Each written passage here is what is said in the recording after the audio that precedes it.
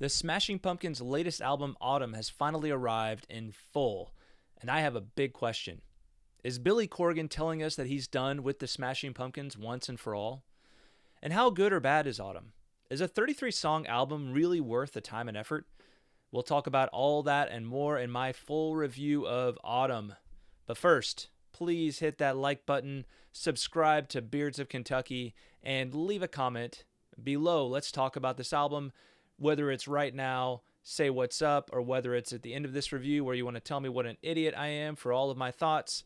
Please, let's talk about it. Let's talk about it in the comments below. All right, so is Autumn the Smashing Pumpkins' final album? What's in a name? So I find the name Autumn very interesting. ATUM. And I watched an interview with Corgan the other day, the one he did with Zane Lowe, and indeed he confirms the pronunciation is Autumn. So I looked up Autumn. I looked up Autumn on Wikipedia. I wanted to find out a little more about what this word refers to, and apparently it refers to the Egyptian god of creation. So this is an ancient god of the Egyptians, Autumn. And the reason I'm wondering if Billy is telling us that he's planning on being done with the Smashing Pumpkins after this is because of this name, Autumn. Autumn's name, it says here in this article, Autumn's name is thought to be derived from the verb tm, which means to complete or to finish. Thus, he has been interpreted as being the complete one and also the finisher of the world, which he returns to watery chaos at the end of the cycle, end of the creative cycle.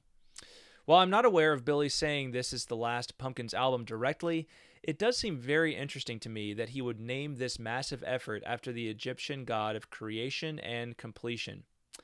Could just be coincidental that that's there. It could have nothing to do with what Billy intended. Maybe it's just something he is saying he's done with a certain narrative or creative arc. Who knows? Maybe they're going to start sounding like Gish and Siamese Dream again after this album. That would be amazing. But he has been on this really kind of very progressive rock, I would call it, sort of arc for a long time now. And so maybe that's all coming to an end. We'll see. But let's talk about the album. With regard to the album itself, Autumn finds the Smashing Pumpkins heading full on into concept territory. I've heard Billy that sees this one as part of a cycle that begins with Melancholy and Machina, focusing on the same character portrayed in both of those. So that's an interesting thing, really, considering that there's a song called 33 on Melancholy, and there are 33 songs here. Maybe there are some interpretive clues in that song alone. I haven't thought about it too deeply. Again, I've listened to this album Autumn several times now, and it's a lot to digest, right? 33 tracks is a lot to digest. This is, I think, one of those albums where people are going to, really spend a lot of time with it over the next few years and find a lot of little clues, little Easter eggs, little things that tie Melancholy, Machina, and this album together. And it'll probably be a fun one for really hardcore fans of Smashing Pumpkins to dive into and appreciate. Well, Billy has apparently done a podcast devoting about an hour to each of Autumn's 33 songs. I'm not yet at a point where I'm going to spend a day and a half of my life listening to him talk about 33 songs that I'm not really that familiar with. Still, I love the idea, right? I really do love that idea of an artist doing a podcast about his latest album and, saying, here's the 33 songs on this album. I think that's a fantastic idea.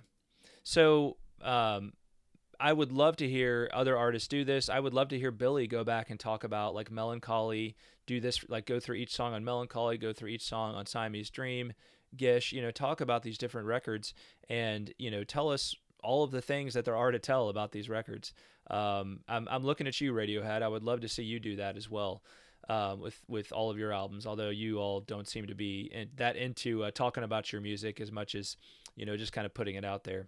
Anyway, Autumn is full on into the prog rock. The thing that stands out most to me is just this, I think, this strong 80s synth vibe, right? There's a lot of other notes. Some of the songs are pretty heavy. There's even some that just feel like straight up heavy metal. There's some really pretty acoustic stuff, but a lot of these songs are very heavy on the synth, give off a very heavy 80s vibe, I would say.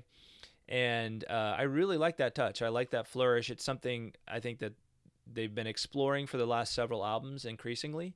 It doesn't always work, but I think it works pretty well on this record. So I really appreciate that that arrangement note, if you will. Um, it's a mashup of all of the sounds of the Smashing Pumpkins of old, except really my favorite era, which I don't hear a lot of on this record, and that would be the early psychedelic dream pop that made songs like Rhinoceros, Hummer, and Soma so special. I really miss that. I really wish that there was some of that coming back. It seems like things are it's like things are a little more direct here, even though we're talking about all this kind of obscure mythology, and there's a lot of ideas that make sense to Billy, I'm sure, but you have to spend a lot of time with here. I miss that kind of early Smashing Pumpkins thing where there was just things were a little more indirect, obscure, and it was more about like the sound of the songs, right? This kind of dream poppy sound of so many of those songs. So not so much of that here, but there's a lot to appreciate in all of these songs. I really appreciate the epic vision of this album, but I struggle with records like this that are clearly conceptual, but don't give much contextual help.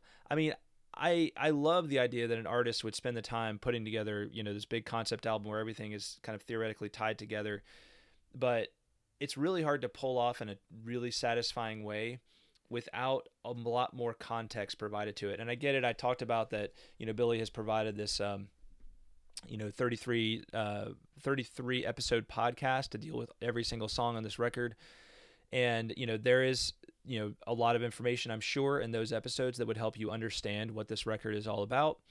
But when I say contextual clues, I'm talking about, even just like the arrangement of the song titles, notes within within the album art itself, which I don't own a physical copy of the album, but I've looked at some of the art and it didn't really give a lot to me.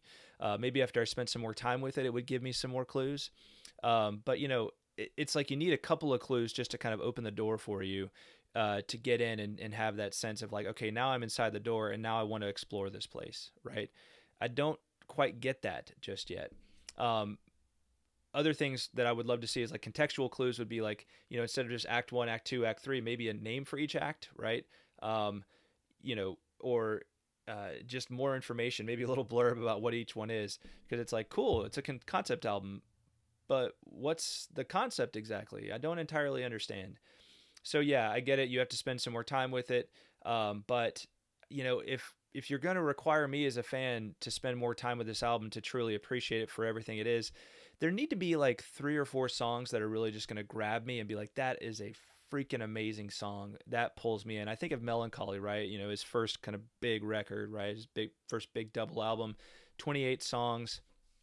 And, immediately, right? You think of like 1979, you think of Tonight Tonight, you think of Bullet with Butterfly Wings, 0, 33, 5 amazing songs that stand out by themselves. Some of them just total classics of that era, and those songs pull you in, and so they're kind of these high points that your brain can wrap itself around as you're appreciating the rest of the album. And I don't quite have those just yet on with Autumn. But all that could change. All that could change over time. Sometimes for me, when it comes to appreciating records of this nature, it's like I learned something and then I'm like, okay, now I want to know everything about this record, right? So maybe I'm just missing that thing. So maybe you want to help me out by letting me know if you get it. Let me know what the what it is in the comments below. So, what are my favorite tracks on this album? Well, I would go with, first of all, Where Rain Must Fall, The Gold Mask, Avalanche, Beguiled, Springtimes, and Sojourner. I really like Springtimes. I wish, that's another thing. I feel like if there were more kind of quieter acoustic moments on this record, like Springtimes, I think that would also make it a little easier to digest. There's a lot of like kind of energetic, faster paced music on this record. And I think slower moments help you actually to appreciate the faster moments even more, and vice versa, right?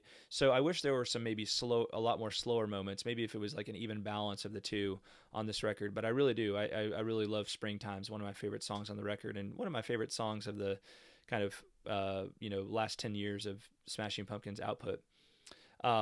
The Culling does mention Autumn. I'm not sure if Autumn is mentioned elsewhere. So, that would be one to maybe think about as, maybe that gives us a doorway into Autumn as well. So there's a lot on this record. It's a lot to take in on one sitting, right? 33 songs. It's a whole lot to take in one sitting. And as I was listening to it, preparing for this episode, listening to it again, I was like, first 11 songs, I was like, all right, cool. I'm really starting to kind of appreciate these. And you get into the second, you're like, oh, there's some cool songs here. And then by the third, I'm just like, okay, when is this thing over?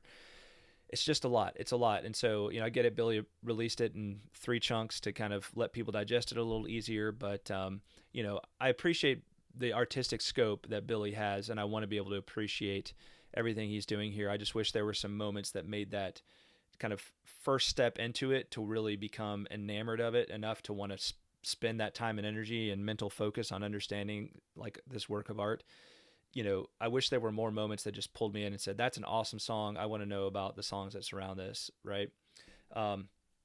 So final analysis for me right now, using 10.0 scale, I'd give this one a 7.0, more for the ambition. I just wish it had more special and or quiet songs.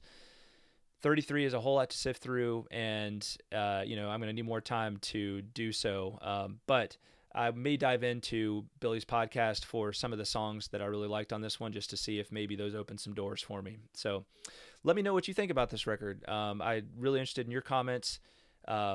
And thank you all so much for watching. Again, if you haven't liked this video, please do so. If you haven't subscribed to my channel, Beards of Kentucky, please do so. And let's continue the conversation about Smashing Pumpkins Autumn in the comments below. Thanks for watching, everybody, and I will talk at you next time. Bye-bye.